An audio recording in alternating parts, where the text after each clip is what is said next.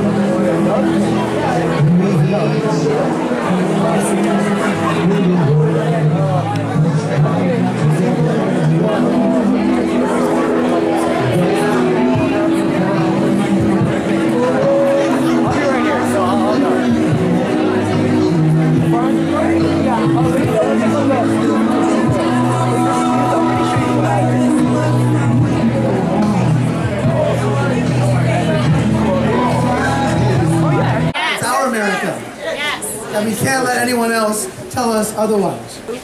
And I think what we've seen in recent days is the notion of American exceptionalism, that veil has been removed. And we see ourselves for our deep-seated scars, for our fresh wounds, knowing that we have divisions, that we have a lot of work to do to remove and to unite.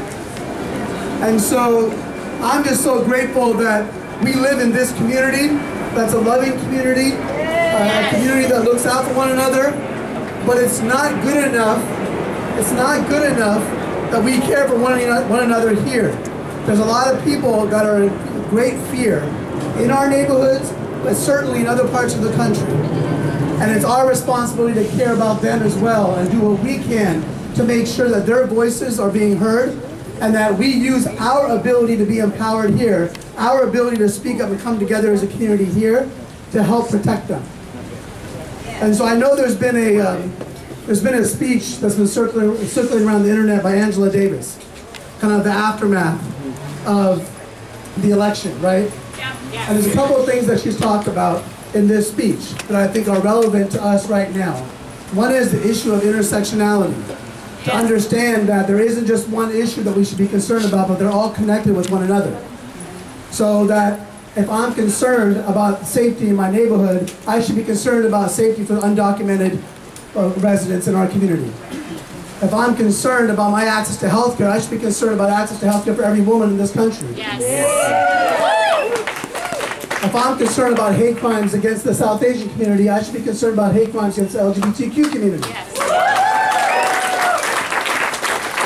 And so we have to understand that we've been intentionally divided into these different areas, right? And I'm concerned about, let's not shy away from California rain, but what I saw there was true community organizing. No one knew who each other was, we just got to work. Everyone did what they had to do to make sure that everyone was taken care of. And that's what we have to get back to, is our roots. And make sure that we do what we do best as a community. Talk to one another. Not just in our social media echo chamber, not just yelling at the president-elect or whatever it might be, but talk to our neighbors, those that aren't here, that aren't part of the conversation. There are millions of people that are disaffected. There are millions of people that aren't being heard. We have to talk to them. If we don't talk to them, somebody else is going to talk to them. And that's what I believe is what we've seen with this most recent election.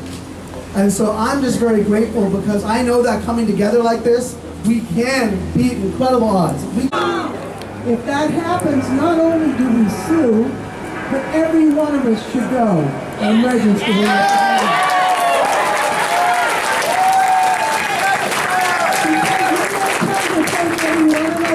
They come to take all of us. No one's sitting alone.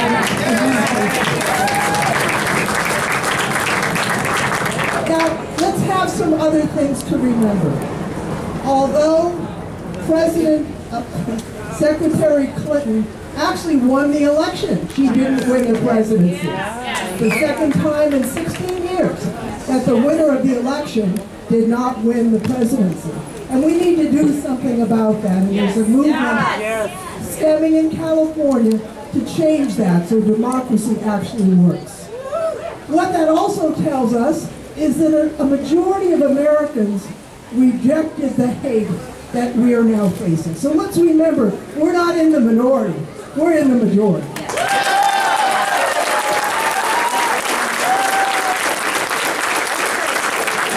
While we reject the bigotry, the hatred, the divisions, we also need to listen carefully about those who felt so alienated that they would vote for a man like Donald Trump. And we need to build bridges of community so that all Americans can feel a part of our great country and know that we have a future here together. Looking at you, I know that's possible. We're in this fight together. Thank you so much.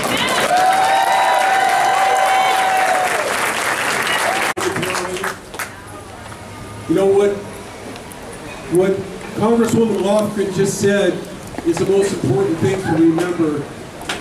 3 out of 4 people in our community voted for inclusiveness in this last election. At last count, nearly 1 million more people in this country had voted for inclusiveness than not. So we have a tremendous foundation to start the next campaign. And you know what that campaign is? It's the campaign for inclusiveness. We need to start it right here, right now in Santa Clara County. Are you ready to do that? We had the luxury in 2008 and 2012 to say that we had our inclusive executive, that we had the election results that we wanted here in Santa Clara County. We did not have to start a campaign a week after the election or 10 days after the election. But this year, we know better. And this year, we're starting that campaign. And Supervisor Chavez and I just introduced a legislative memo Friday that the County Board of Supervisors We hope you'll show up December 6th at our meeting at 9 o'clock in the morning or soon thereafter, because we're calling for the creation of a legal defense fund and a legal defense coalition in this county. That means that every foreign-born resident of this county will have the right to legal representation.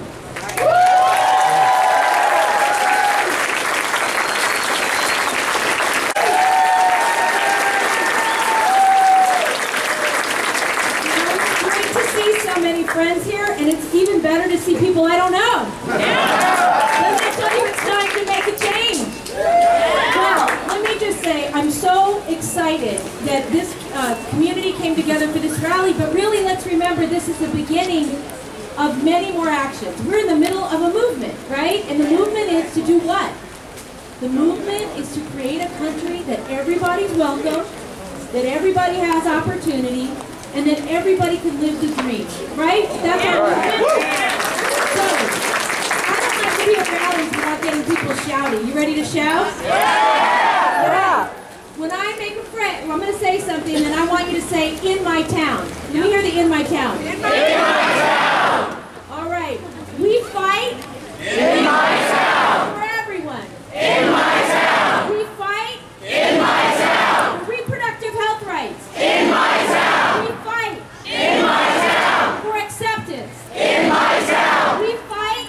In my town! For immigrants! In my town! We fight! In my town! For families! In my town! We fight! In my town! We fight! In my town! Opportunity! In my town! For all! In my town!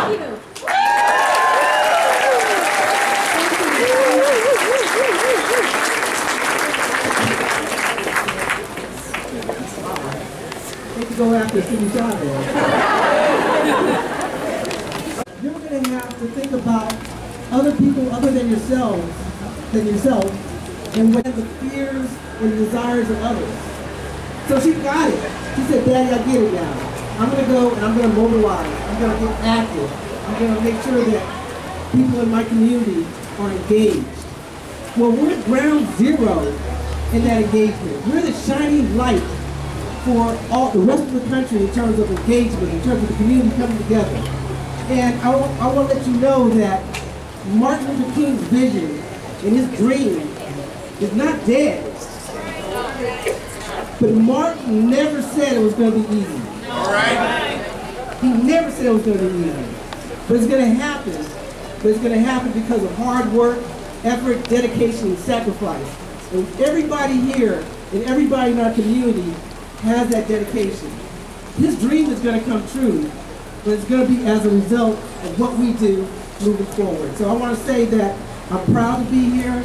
I'm proud to be among you, and let's make things happen. Let's make Martin Luther King's dream come true. Thank To a call for action. Tikiya Gadola.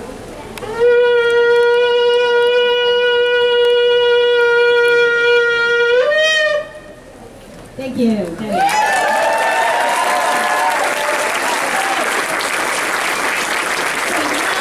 to start with a purpose for being here. I'm going to invite Scott Myers-Lipton to start us off.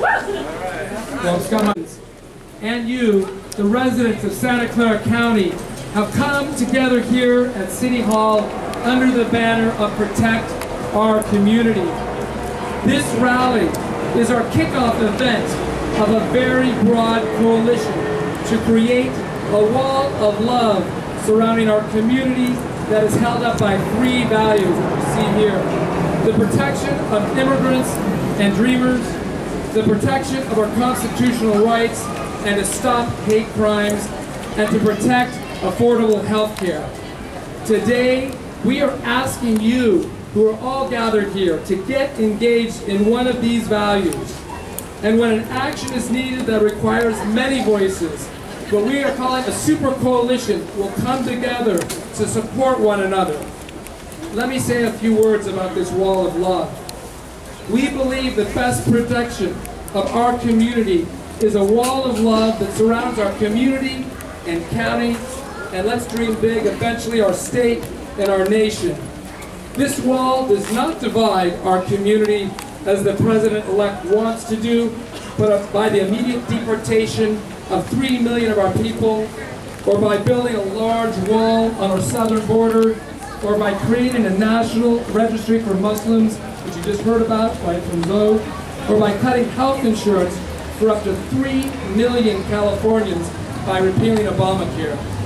Rather, this wall of love will protect our community as it will be built from our treasured principles. And I say that importantly, our treasured principles, because this is not about Democrats or Republicans. This is about what America stands for. And so these are them.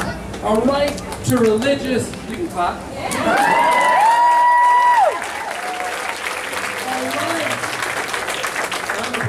So for our college students, it's in our First Amendment, our right to religious freedom. Our belief that immigrants contribute mightily to this nation and that our country is better off and stronger because of the immigrants that are here today. Entirely neighbor regarding concern for others. You know, there's a lot of Bible passages about walls. And the wall of Jericho was brought down by the faithfulness of God's people. And it's not just God's people, it's all people. All humanity has to work on this together. We have to be prophets of hope. You know, a few days ago, while this was all going down, a few people were saying two things. One, they started saying that we feel terrible. We feel hopeless.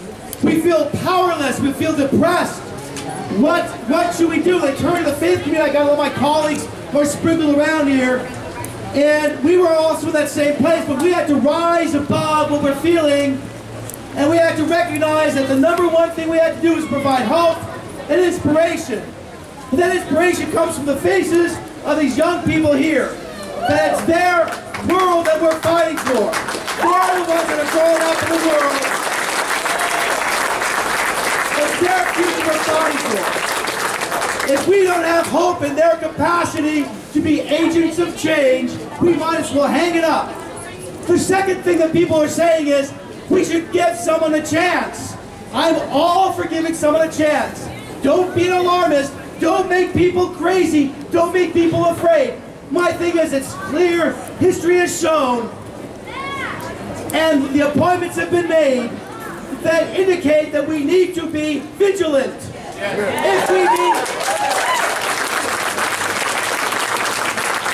If we are not vigilant, we are being irresponsible. If we are not vigilant, we're falling asleep. We're playing into something else. Being vigilant does not mean we're an alarmist. We're not trying to make somebody fail. We are making sure, as prophets of hope, that the walls of division will come down because of love. We have to make sure that we can't let people who have to live on $5 a day, that's all they're making. If you're a fast food worker, you're working in a cafeteria for some of these giant companies that are making more money than a mid-sized country in Europe, that if these people can't find a way to pay minimum wage or above living wage for their workers, that is our responsibility to fight back against the wall of hatred and exploitation that we know is being constructed step by step. Let's wait to see who's going to be appointed for the Secretary of Labor. Let's just see who that person might be. Do you think that person is going to be supportive of minimum wage? No. So do we tear that wall down? Yes. Now we know that there's people like Jeff Sessions that is kind of being appointed as Attorney General. We know he's on record against immigrants. Do we just wait for him to start building that wall? Or what do we do? We tear it down. Tear it down, right. We gotta sound the alarm. We gotta walk around that wall. We have to establish justice. That's not being an alarmist. That's being someone vigilant and responsible for the people. We cannot wait until bad things happen and then we are in no position to work. We organize now.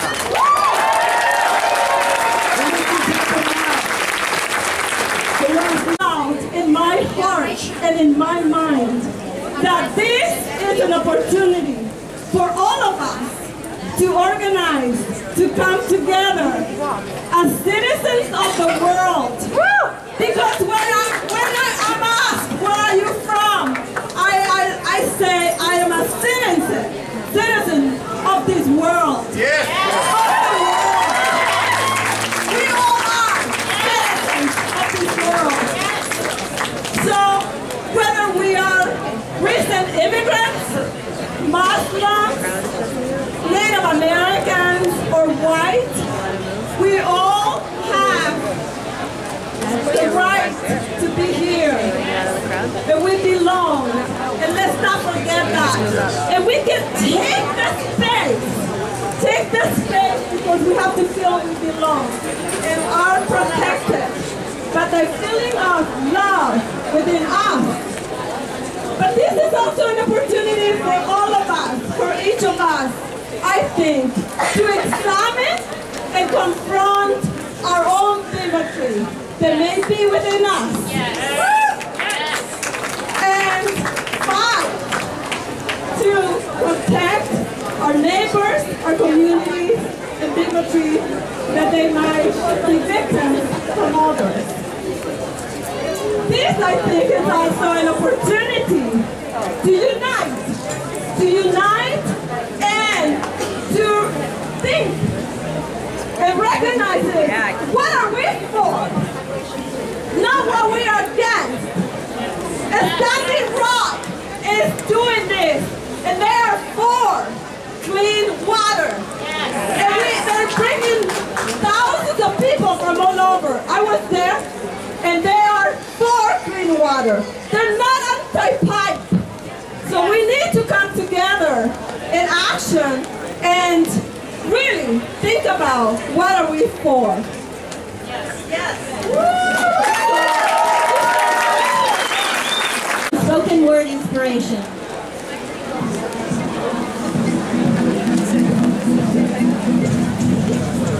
This is something I wrote. It's about Black history. But I think if you look at history, our blood flowed from an African soil, from a space beyond both space and time. It flowed from the soil. And from the blood, the wars that enslaved us and brought destruction to our homeland. It flowed across the Atlantic in slave ship, filled with brutality and harm. And it flowed in a new world that brought riches to some, but poverty to ourselves. Can you feel it? Our love flow. This river is longer than time, deeper than you will ever know. Our blood flowed from the overseer's whip as he tried to crush our humanity. And our blood flowed along the Underground Railroad as our people rushed to be free. Our blood flowed in foreign lands, fighting for freedom, while at home we struggled for equality. And our blood flowed as we marched in the streets from Selma to Ferguson to be recognized as a human being. And our blood flowed in our own brother, whether it's called Trump or anyone else, while our own brother attacked us, trying to kill his own shame. Can you feel it? Yes. Our blood flowed. This river is longer than time, and it is deeper than you will ever know. Our blood flowed from the songs of Billie Holiday, from a love drowning in love, belonging for. And our blood flowed from the poems of Langston Hughes because he wanted to return and become one with that river. And our blood flowed in the prose of Maya Angelou because she believed that one day that river would rise.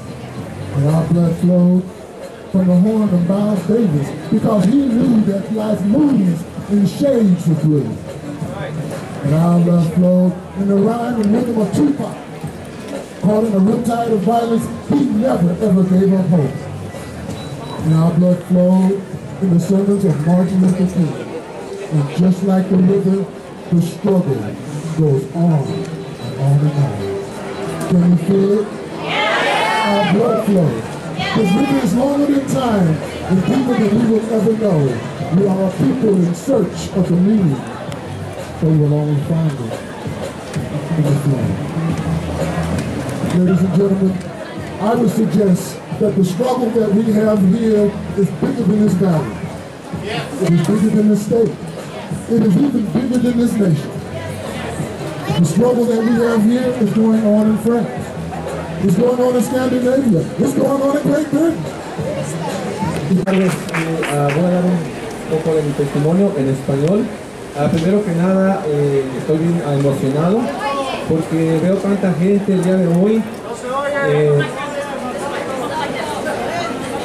Estoy emocionado en esta tarde porque veo tanta gente aquí que a pesar de la lluvia, a pesar del clima, se han reunido con nosotros para hacerse notar, para decir presente en este evento.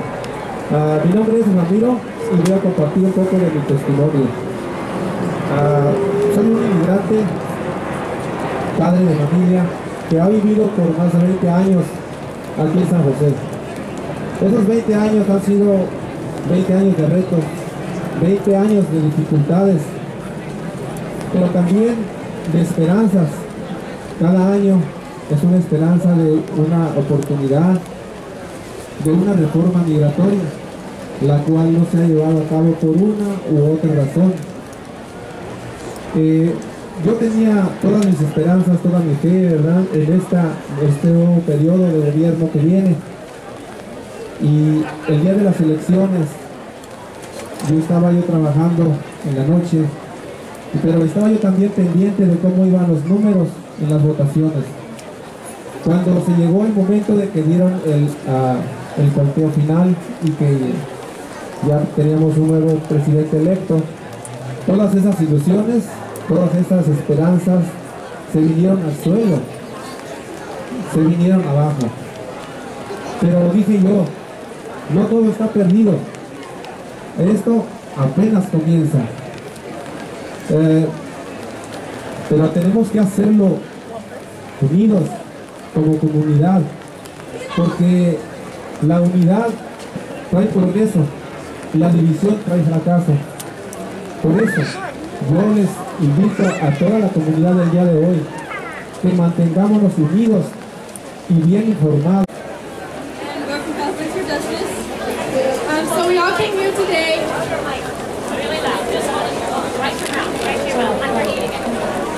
We all came here today because we're passionate about our community, but we need to focus on the women in our communities. Yes. Growing up, we were always told to act ladylike, but what really defines a woman? When asked, many people respond by saying emotional, sensitive, and dainty. These are not the words that pop into my head when I get them. The women I know are strong, powerful, independent, and beautiful. Going into this election, many people steered away from Hillary because of the mere fact that she's a woman. But the Declaration of Independence states that we're all made equal. It doesn't feel equal when women do 100% of the work and get 77% of the pay. It doesn't feel equal when guys in college can rape unconscious girls and only get 6 month sentences. It doesn't feel equal when the president we've elected can feel so comfortable publicly making derogatory comments about women. We want everyone here to speak out when they hear someone express hostility towards women.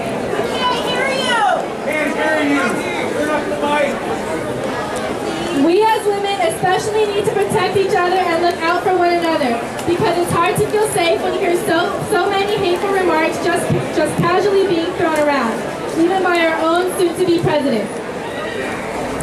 As a nation, we need to be united despite gender, despite race, despite ethnicity, religion, and social class. Because when we strategize together, we are so much more powerful.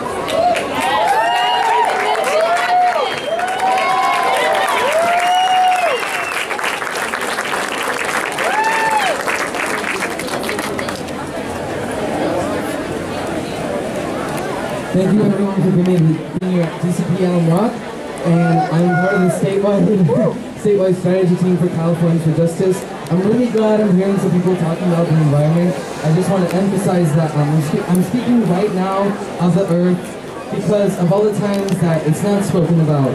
As someone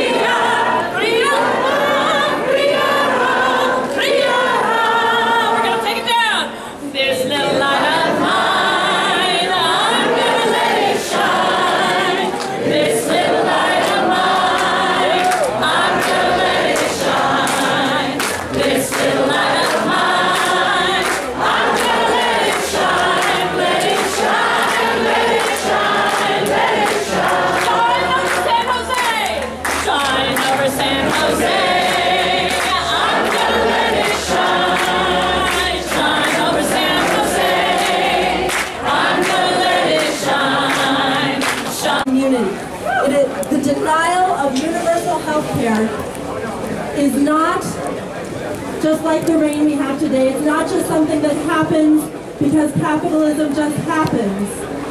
It is a strategy by our oppressors to keep our communities down. Let me hear your voice if you have ever had to yourself or ever had to watch a loved one suffer, struggle with illness, struggle with injury because they could not afford health care. Let me hear your voice right now. Our declaration